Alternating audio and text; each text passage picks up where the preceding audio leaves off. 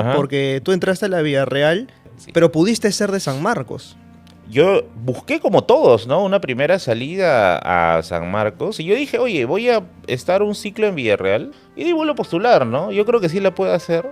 Estudiar historia hoy en día Ujú. puede resultar un privilegio. O sea, qué bueno sería que la vocación fuera ya el determinante, pero en muchas familias la carrera es como que la carrera del hijo, o sea, si es hijo mayor, peor aún, ¿no? Es como que el pasaporte al progreso, ¿no? Al ascenso social o económico. Uno examina quizá los grandes nombres de historiadores, ¿no?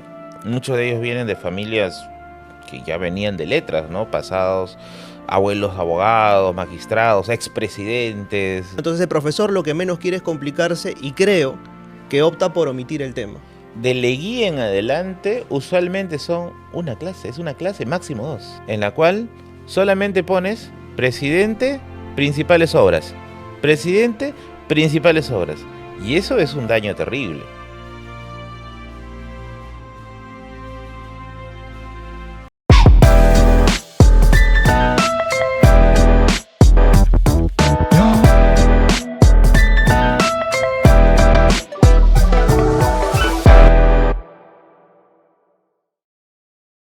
Suele ocurrir que las peores entrevistas que he dado en mi vida suelen ser a mis amigos, porque tienes tantos recursos y tantas cosas que preguntar que a veces es difícil de organizarse. Hoy voy a tratar de romper esa norma porque ha venido un amigo y creo que también una de las personas más importantes en mi vida al día de hoy, y me refiero al señor Merlín Chambi. ¿Cómo está, caballero? Gracias por venir. ¿Qué tal, Gianfranco? Acá feliz y cansado al mismo tiempo. Ha sido una semana bien cargada de eventos, de situaciones también, ¿no? Mi, mi semana también ha estado un poco fregadita, pero acá ya acaba la semana ya. Ya viene el viernes ya. Y se reinicia otra vez el siguiente. Es una mierda. Oye, Pero sí. estábamos hablando un poco fuera de cámaras. El podcast librero en estudio tiene ya 2 años y en estos 2 años creo que nunca habías venido. Habías venido con Kevin, sí, a grabar un programa Claro. en el estudio que estaba en Benavides hace un montón de tiempo, pero Sí, ahora estamos en campo minado. estamos en campo minado, Sí, sí, sí. efectivamente. Estamos en una especie de buscaminas. Broma ¿no? interna entre los dos ahorita. Pero no, o sea, no había tenido la oportunidad de entrevistarte en estudio, así. En pandemia habíamos hablado, creo que un par de veces, Sí. por Zoom, Por pero Zoom, nunca sí. así, ¿no? Una con Lee, creo, si no me equivoco, en una Sí. entrevista con Lee, y la otra en una entrevista de Zoom, donde me preguntaste del fútbol, y yo estaba como que, chamare. Claro, yo decía, bueno, yo intuí, pues, ¿no? Dije, como ya soy conocido de Gianfranco, pues bueno, ya soy prescindible, ¿no? Y no había caído en esa cuenta hasta que un día me dijiste, ¿no? Oye, pásate el podcast, el podcast librero, El ¿no? podcast librero es Pásate este. por el podcast librero. Y yo, ay, ¿verdad? Nunca he ido, ¿no? Y ya, bueno, acá feliz para responder las... Sí, que hay preguntas, ¿no? Cuestionamientos, acusaciones, imputaciones, revisión de prontuariado. Bueno, voy a tratar, como ya dije anteriormente, de que esta entrevista no sea un glo. No, para nada, para Así nada. que voy a empezar por una pregunta que va a tocar un poco las fibras de la profundidad. Incómoda, mi hermano. A ver, en principio, ¿qué es para ti la historia? ¿Por qué la historia? ¿Por qué elegiste estudiar historia? Pucha, porque soy un chismoso, güey, ¿no? Pero yo creo que la historia es un chisme con sofisticación. Ayer justamente había dado una conferencia en Stan y justamente más o menos una pregunta fue de ese estilo, ¿no? Acerca de cuál es el uso de la historia, para qué sirve, ¿no? Estas preguntas muy de moda de para qué sirve, cuál es la utilidad, ¿no? Y en el caso de la historia, yo creo que en la cultura humana hay mucho que le debemos al chisme, ¿no? El chisme bien orientado, creo yo, en el sentido, por ejemplo, de indagar la vida de alguien, ¿no? Bueno, de un famoso histórico, de un personaje inspirador, ¿no? Y también en otro sentido porque Y Yuval Noah, este autor que no le gusta a Key Zabaleta, que le mandamos un saludo, Y que va a estar por acá y que va a estar también. por acá seguro, muy probablemente. Yuval Noah en Sapiens, ese libro que ha sido alabado y criticado al mismo tiempo, menciona que uno de los elementos que hace de que la civilización pueda avanzar es el uso del chisme como herramienta, como una suerte de herramienta para podernos pasar información a modo de protección, ¿no? Como que, oye, tú y yo protejámonos porque ese creo que nos puede hacer daño, ¿no? O sea, la idea pues de crear una suerte de mecanismo de defensa con la hostilidad, ¿no? Entonces, la historia yo creo que se basa mucho en esto, ¿no? Miramos hacia el pasado para poder comprendernos a nosotros mismos, para entendernos a nosotros mismos en todas nuestras facetas, ¿no? No solamente en lo político, la gente piensa que la historia es solamente política y eso es falso, sino conocernos como una especie en general, ¿no? Ahora, ¿qué puede diferenciar al chisme de la irrelevancia, no? Porque claro, el chisme histórico eventualmente se da porque quieres saber la vida de algún personaje histórico, algún hecho trascendente, pero Ujú. ¿quién determina qué hechos son y qué no son Esa es una trascendentes? muy buena pregunta, de hecho, ¿ah? Porque cuando se habla de historia, del concepto de historia, no todo ingresa a la historia, ¿no? Si uno examina más o menos, a ver, en redondo, 5.500 años de historia que tenemos. Claro, no estudiamos los 5.500 años, porque si no nos tomaría 5.500 años en revisar todo, ¿no? Entonces, en la teoría histórica se revisa los acontecimientos más importantes, ¿no? Los más relevantes, los más trascendentes que han dejado una huella en el tiempo, ¿no? Yo creo que ahí está el punto de selección, ¿no? Nos interesa mucho, por ejemplo, supongamos, ¿no? Saber las políticas imperiales de Napoleón después del consulado, pero quizás no sería un poco irrelevante saber, no sé, ¿no? Si dormía en el lado derecho de la cama, en el lado izquierdo de la cama, ¿no?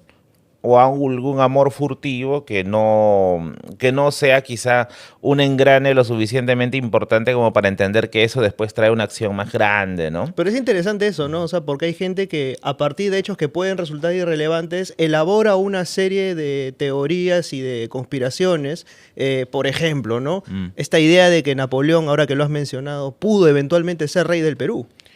Hay una hipótesis, ¿no? Que lo saca el ex magistrado Ferrero. Siempre me confunde Ferrero. Me confundo entre el magistrado y el comediante. No corro bien el nombre. Pero no es, Raúl Ferrero es el comediante, ¿no? Raúl Ferrer es el ¿Cómo comediante. se llama el El comediante? comediante. El que hace de pituco así. Ah, Jaime Ferraro. Entonces es Raúl Ferrero. Y entonces no me acuerdo ahorita el autor, pero sé que es un Ferraro y fue ex magistrado del Tribunal Constitucional. Él tiene una gran colección de cartas de Napoleón, ¿no? Yo anhelo mucho su carta de Talleyrand, no sé dónde estará ya, porque el magistrado ya falleció hace unos años, hace unos meses, no hace poco. Bueno, el punto es que sí, pues sí hay mucho chisme, ¿no? Se puede decir en torno a ello, acerca de un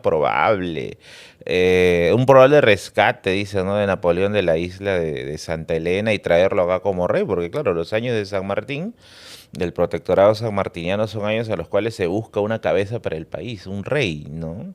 No hay todavía un sentido muy fuerte de orientación política y se busca, ¿no? Pero, claro, ahí también hay otro detalle, ¿ya? O sea, porque también entramos ahí, si nos ponemos a decir, oye, pero también puede ser importante saber de qué lado de la cama Napoleón se echó, porque quizás eso revela algún rasgo, ¿no? Bajo el cristal del psicoanálisis, qué sé yo. ¿Por qué te digo eso? Porque de hecho una de las ramas de historia que es mi rama favorita y es la rama donde yo siempre trato de profundizar, que es historia de las mentalidades, trabaja con el relave de las fuentes históricas, ¿no?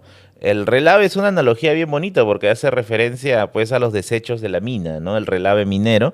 ¿Y qué es el relave de las fuentes históricas? Que cuando se revisa, digamos, un gran cuaderno que pudo haber escrito un cronista, ¿no? Alguna persona que registraba el pasado, se decía, ¿no? A ver, este es importante, ¿no? Acá dice que en tal fecha él ascendió como ministro, ¿no?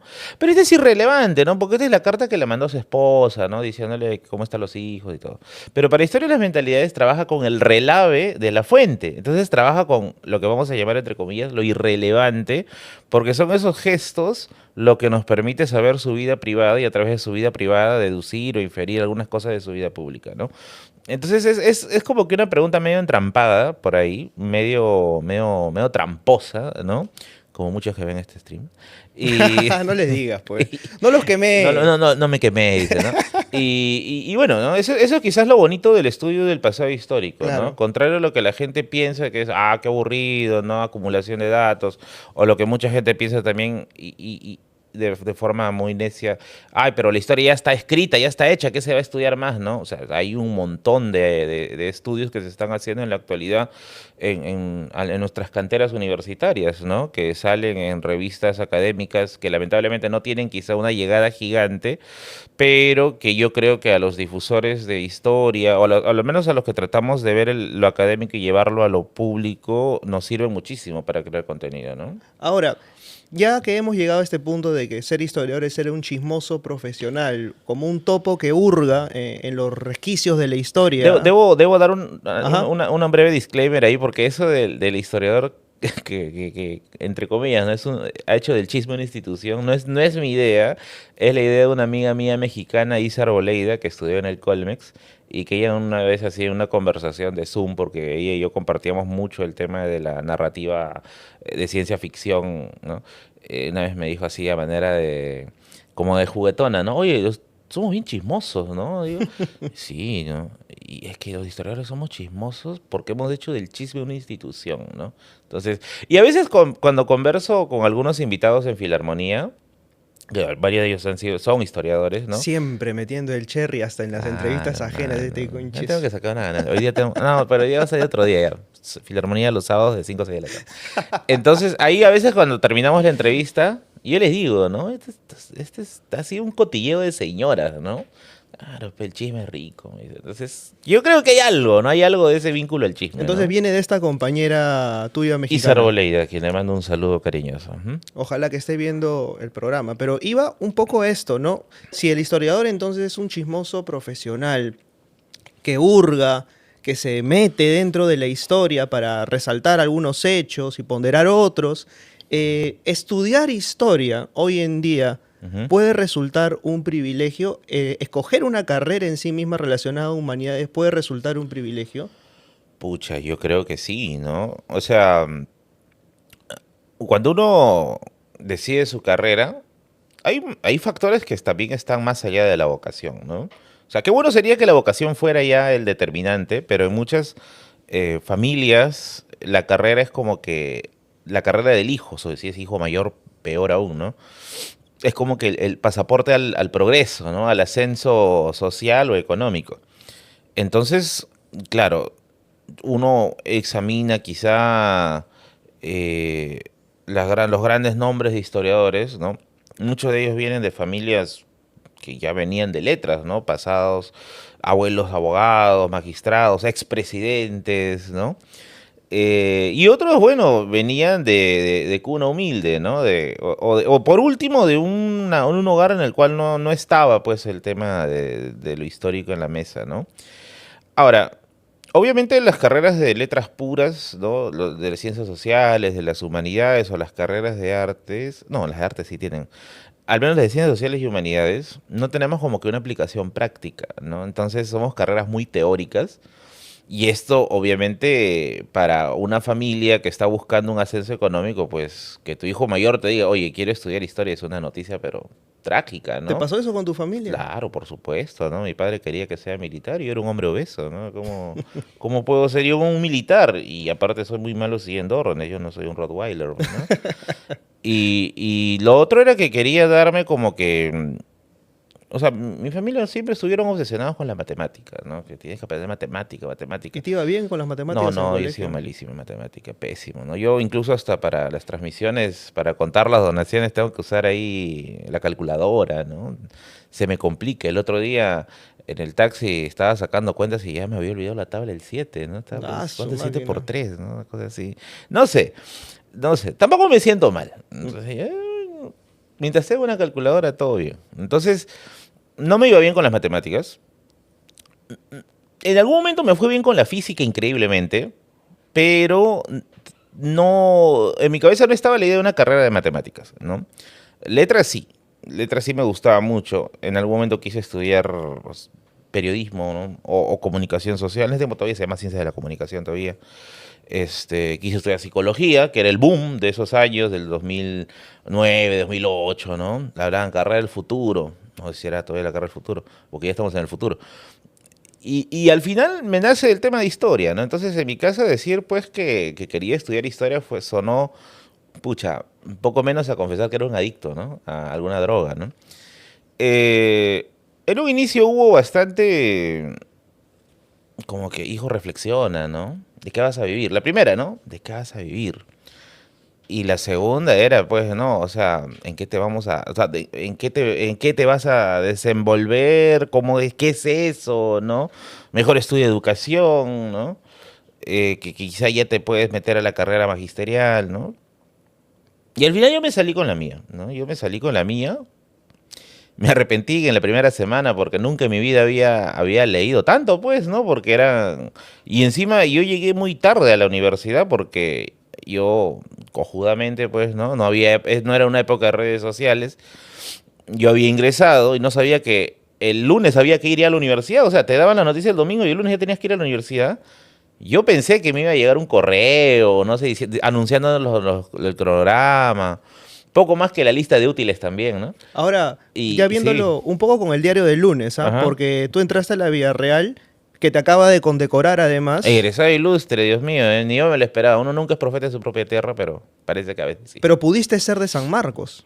Yo busqué como todos, ¿no? Una primera salida a San Marcos y yo dije, oye, voy a estar un ciclo en Villarreal y di vuelvo a postular, ¿no? Yo creo que sí la puedo hacer, pero ya de ahí no lo volví a hacer, porque me gustó hasta cierto punto. Me estresó inicialmente terriblemente. Yo no sabía cómo iba a acabar todas las separatas.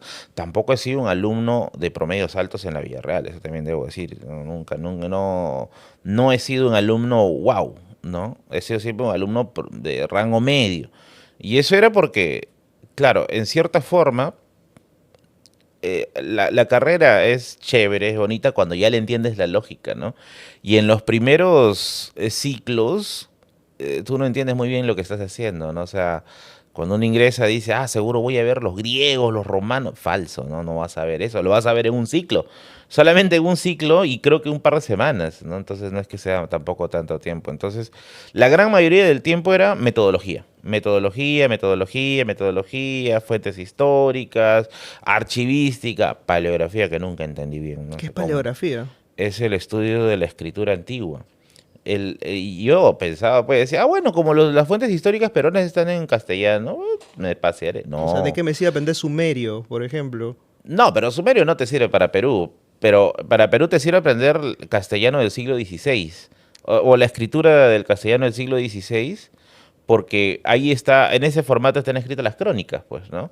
Y si tú querías leerla de fuente primera, ¿no? Tenías que aprender cómo era la gramática de esa época, las abreviaturas, que es un dolor de cabeza.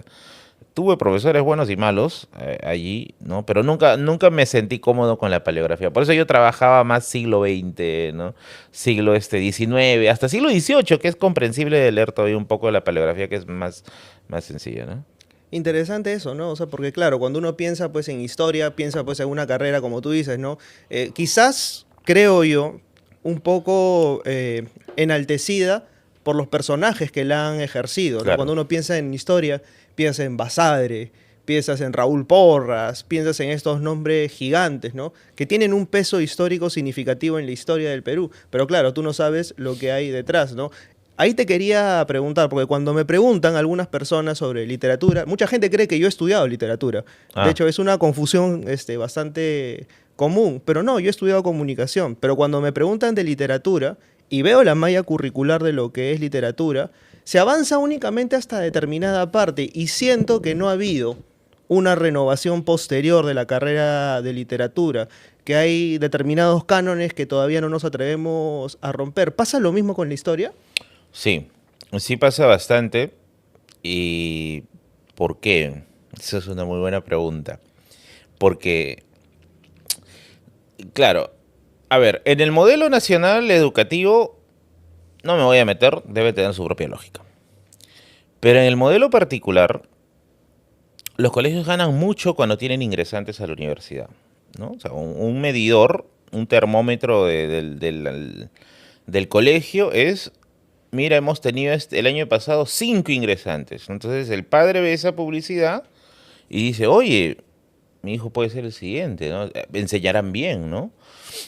Eh, y lo meten y no saben pues que hay un proceso de selección brutal en el cual solamente el famoso grupito que le llaman selección es el que le van a meter punche y el resto es pues poco más que un gallinero, ¿no?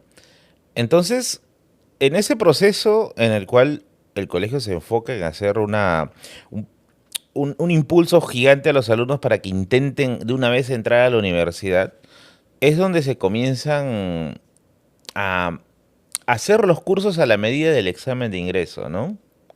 Y obviamente en los exámenes de ingreso, historia tiene muy pocas preguntas.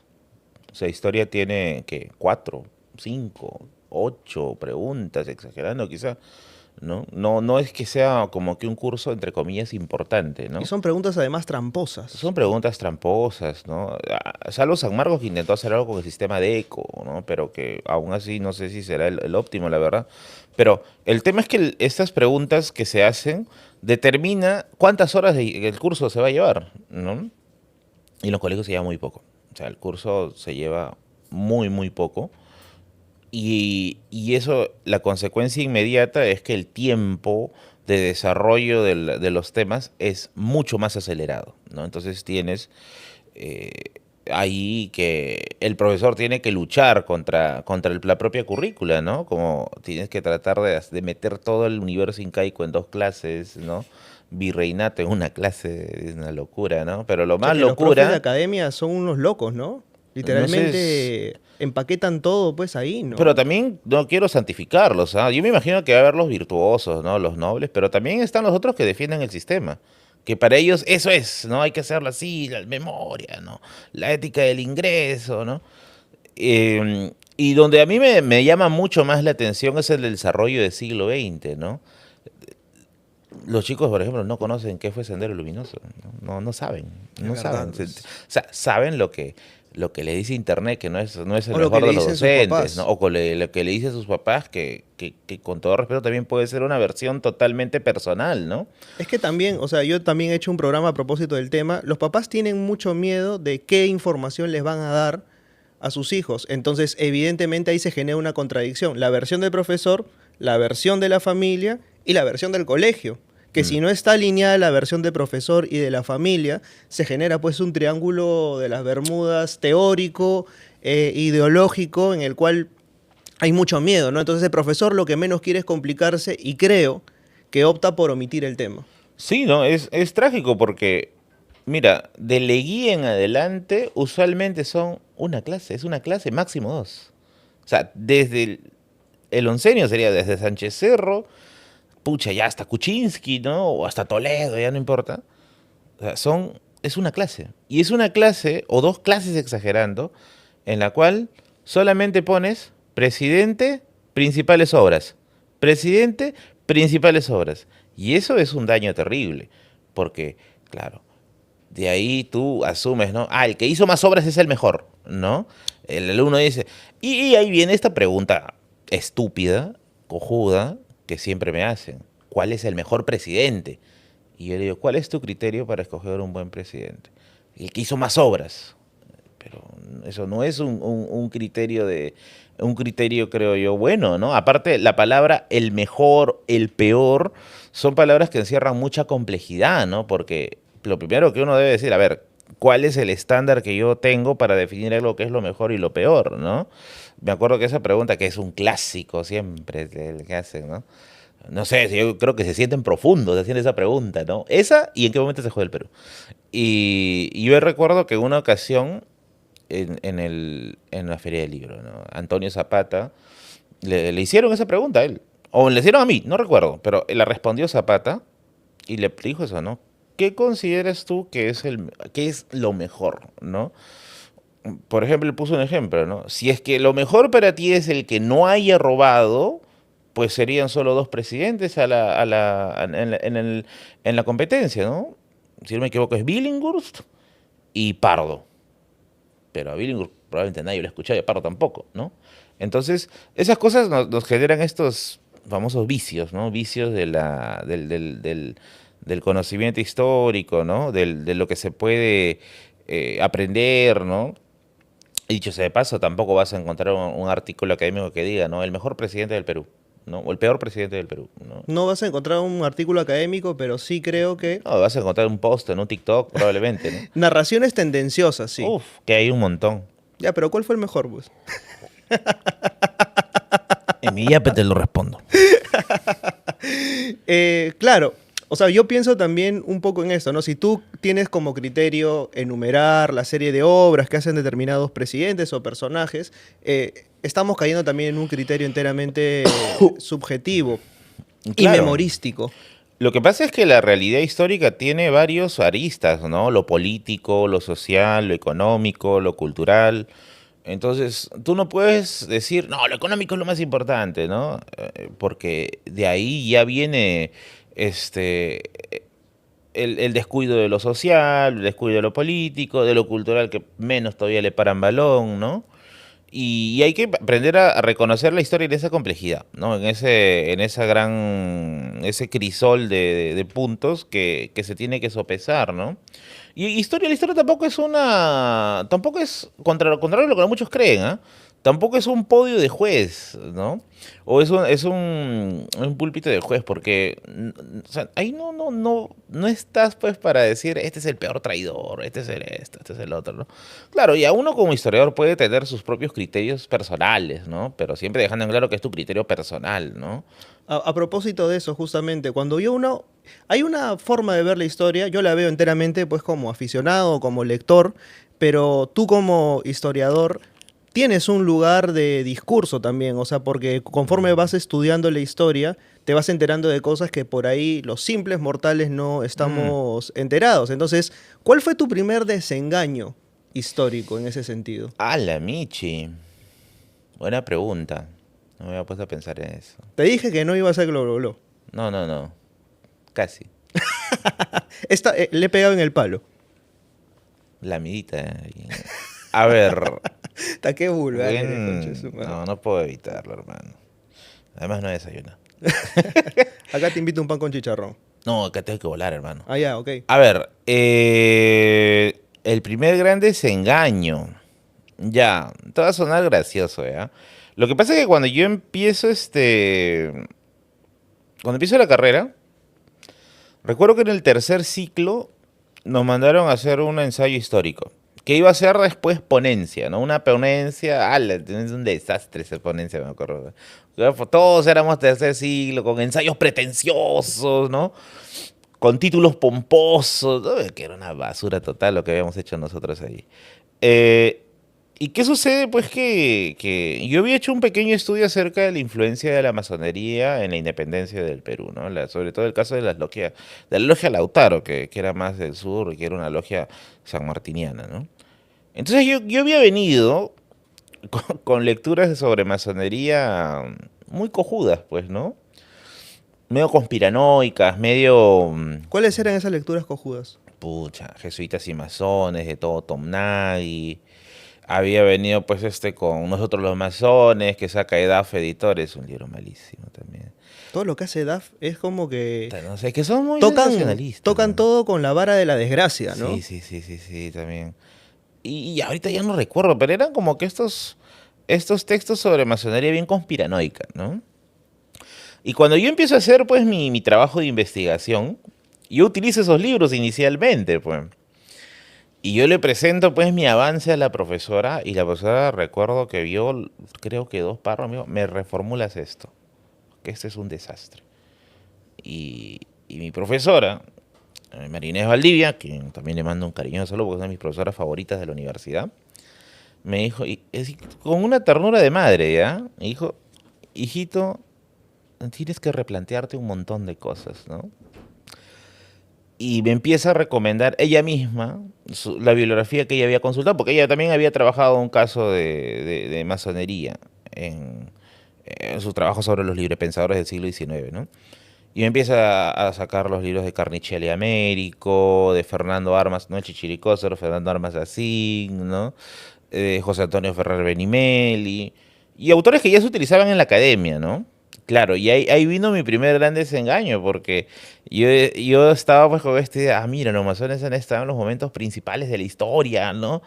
Y ahí te das cuenta pues que no había una masonería, había varias y había elementos que eran paramasónicos, ¿no? Que decían ser masónicos pero que realmente no estaban reconocidos por la logia.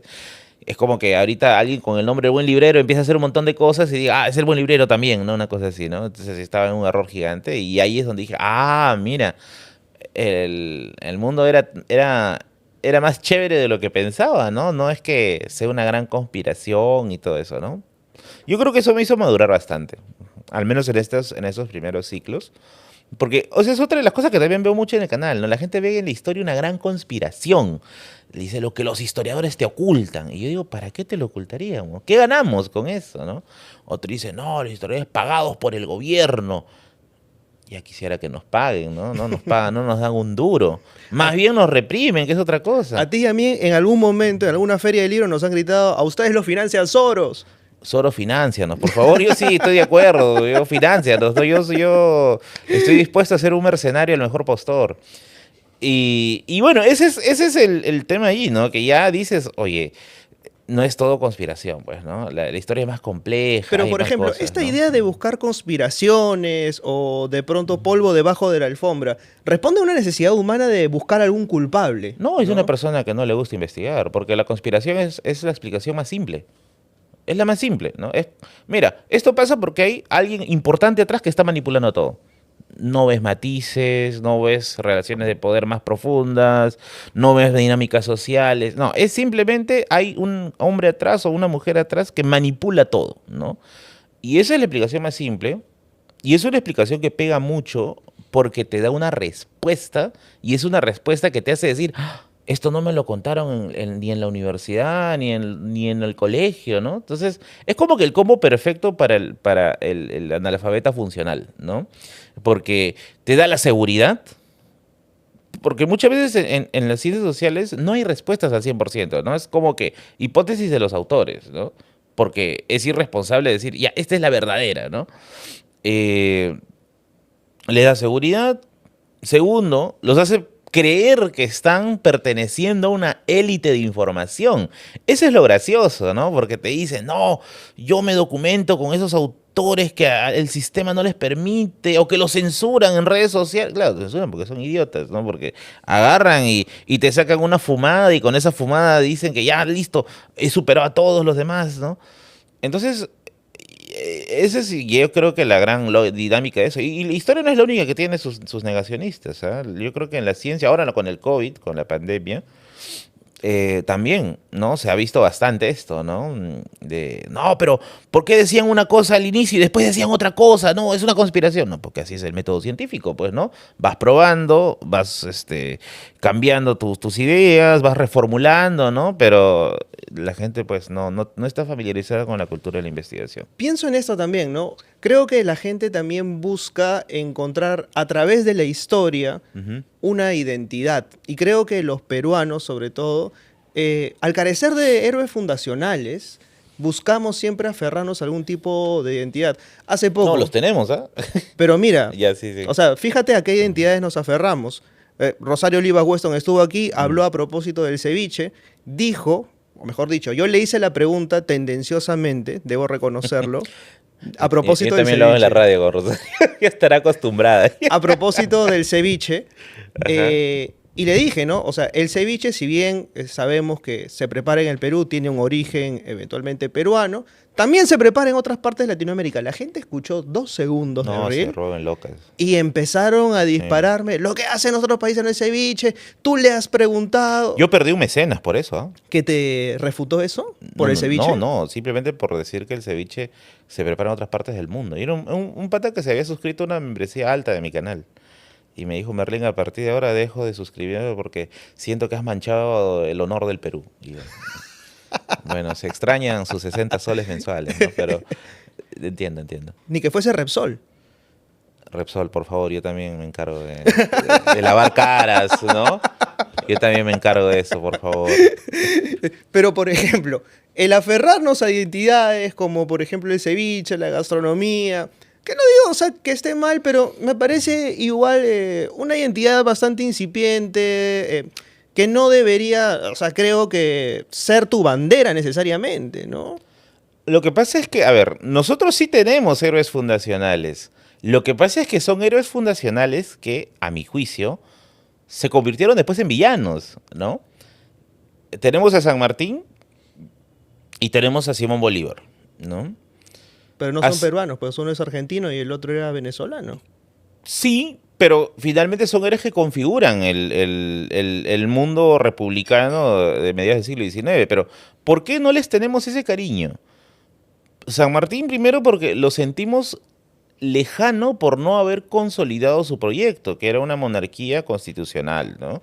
Y aparte que en el tiempo que estuvo aquí en el protectorado, no se cumplió ninguno de los objetivos que se había planteado, ¿no? La crisis económica seguía volando, no había un rey y los españoles todavía seguían en la sierra.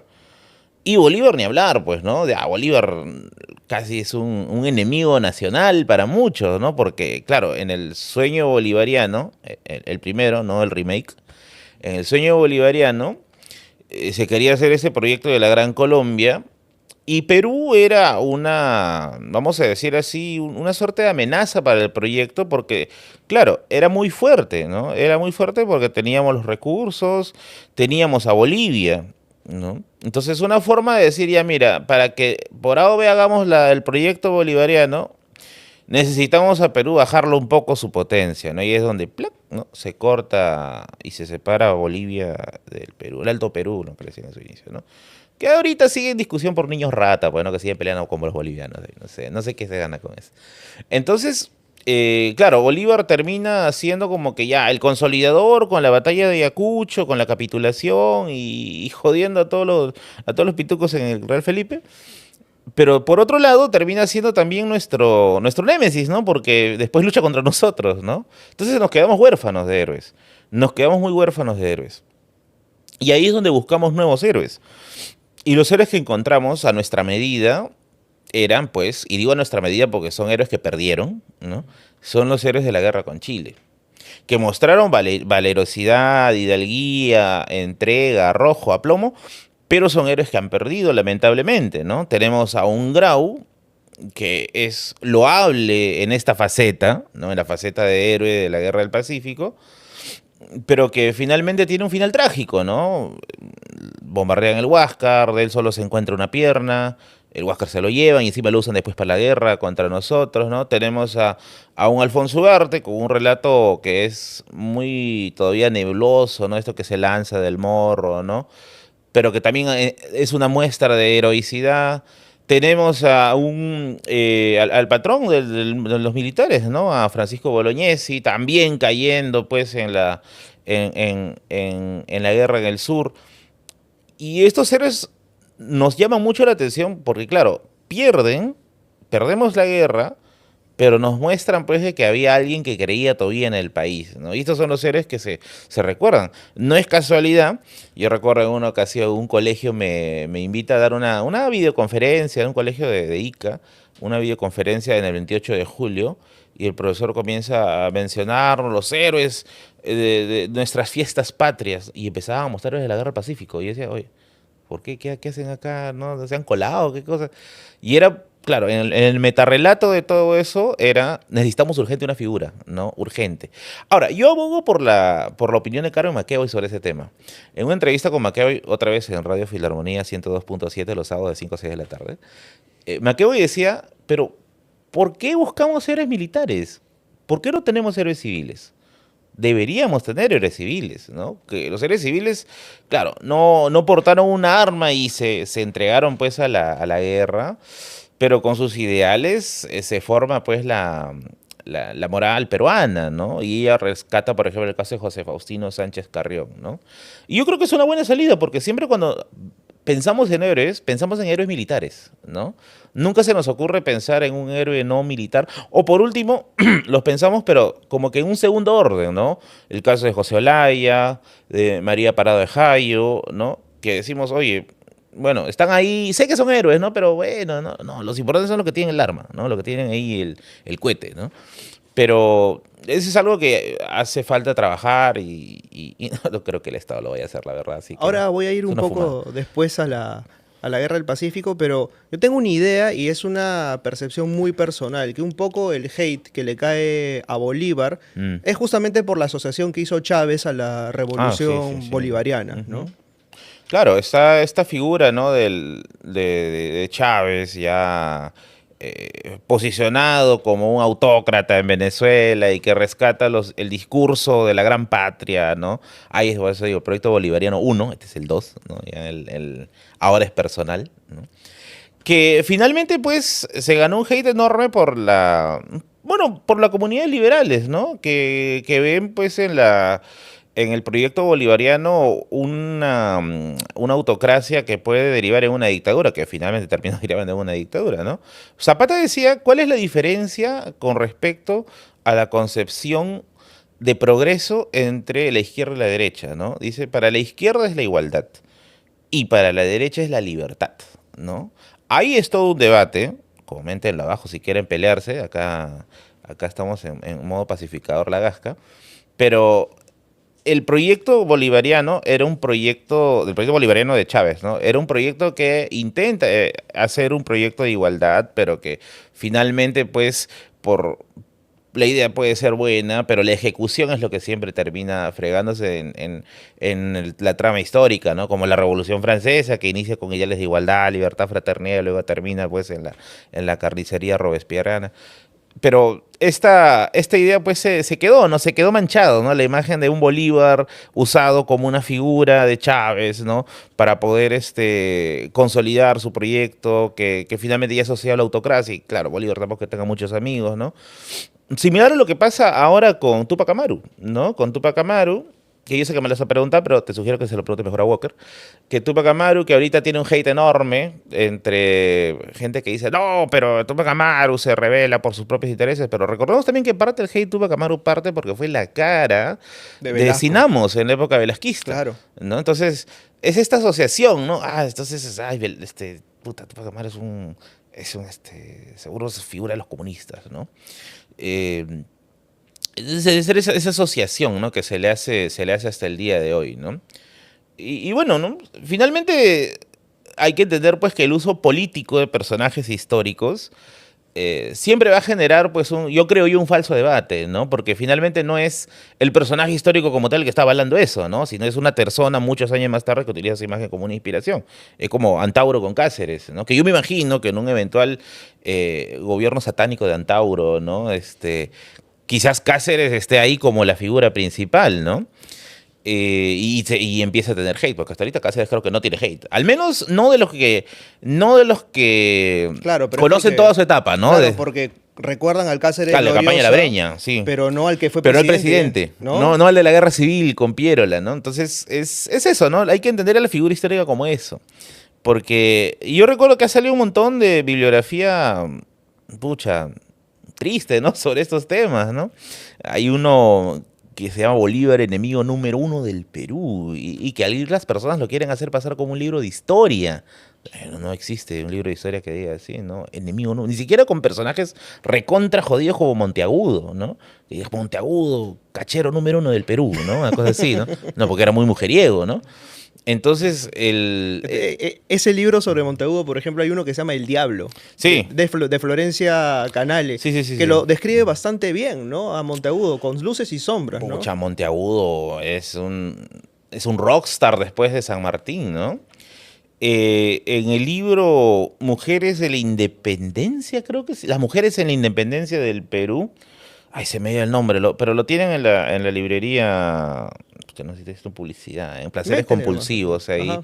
Se me dio el nombre de la autora. Es una autora bien conocida que trata el tema de mujeres, ¿no? Ahí tú lees los artículos que ha juntado y San Martín es un rockstar aquí, ¿no? O sea, las mujeres no solamente lo anhelan coitalmente, ¿no? Sino también lo ven como alguien digno de que debas seguir y hasta entregarle a tus hijos, ¿no?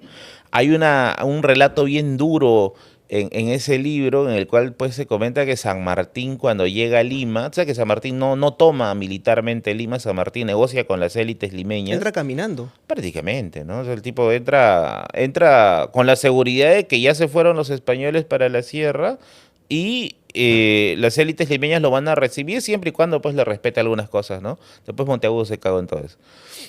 Hay una escena bien triste, bien fuerte ahí, en la que una mujer se tira a los pies de San Martín y le abraza las rodillas diciéndole que lo disculpe porque no tiene nada que entregarle, no tiene dinero, no tiene nada, no tiene propiedades. Lo único que puede entregarle es a sus hijas para que vayan y terminen la independencia, ¿no? Entonces, Madre son relatos santísima. bien potentes. Yo lo recomiendo mucho, ese ¿Cómo se libro. llama el libro? Las mujeres en la independencia del Perú, déjame revisar. Sara Beatriz Guardia. Sara Beatriz Sí. Guardia. Sara Beatriz Guardia, ¿no? Entonces es un libro genial. Monteagudo es el que secunda a San Martín, ¿no? Monteagudo lo había acompañado desde Argentina, desde Tucumán. Prácticamente es el Tallerán de San Martín, ¿no? Un tipo muy hábil, afro, ¿no? Un detalle bien importante porque se le ha querido arrebatar esa identidad, un afro. Y que cuando llega acá a Lima con San Martín, es como ese pata que trabaja para la empresa, pero se siente más dueño de la empresa que el mismo dueño, ¿no? Y él se la agarra terriblemente con las élites limeñas, ¿no? En el libro de Quirós, de Historia de la Corrupción, ahí se muestra, ¿no? Que Monteagudo hace bastantes expropiaciones, porque era algo que se hacía en las épocas de independencia, ¿no? A las élites limeñas, pero ya Monteagudo se pasó a la raya, pues, ¿no? Ya no solamente expropiaba por necesidad, expropiaba por venganza, ¿no? Entonces, y sumado eso de que Monteagudo era, pues, un tipo que tenía muchas amantes, pues, ¿no? Muchas de ellas mujeres ya casadas, comprometidas y sacramentadas, pues, ¿no? Eh, se va a San Martín, se acopla con Bolívar y finalmente pues tiene un final trágico, ¿no? Lo acuchillan ahí por la Plaza San Martín, frente al Teatro Colón, si no me equivoco es el nombre. Lo acuchillan allí y su muerte se queda en un misterio enorme, ¿no? Muchos dicen que era por cacherito, ¿no? Otros dicen que le robaron, pero esa hipótesis se cayó al toque porque se estaba con todas sus pertenencias, ¿no? Ahora, Carmen McEvoy lo que dice es que en realidad lo que le pasa a Monteagudo es un colapso, porque el tipo había venido cabalgando durante muchísimo tiempo Mm. y evidentemente él parece algo adentro de, me parece que el hígado, Ujú. y evidentemente, pues, ¿no? Si vienes cabalgando durante muchísimo tiempo, esas monturas y ese galope eventualmente te van rompiendo No, es que fibras. todas estas personas que están metidas dentro del proceso de la independencia, o sea, están enfermas, creo yo, de algo, ¿no? De hecho, cuando San Martín llega a Lima, hay una pandemia. Bueno, no, pandemia no es el nombre, pero hay una epidemia, o no sé si es el término preciso, una crisis sanitaria, ¿no? Y siempre a veces me causa gracia, a veces cuando converso con un amigo que trabaja ese tema, ¿no? O sea, llegaron San Martín, su ejército, principalmente compuesto por afro y todos con churretas, ¿no? Ahí yo no me imagino, todos pues corriendo al baño por acá, por allá, ¿no? Sabía esa enfermedad. San Martín mismo también estaba enfermo, tenía que tomar rapé, si no me equivoco, para poder contener los dolores. También se menciona acerca de las peripecias de los soldados realistas en la sierra, ¿no? Muchos de ellos también ya estaban enfermos, cansados. Entonces, era una suerte de guerra de resistencia, ¿no? De a ver quién aguanta quizá un poco más de tiempo por acá, por allá. Finalmente creo que ya San Martín, después de Guayaquil, se va, ¿no? También su salud está quebradísima.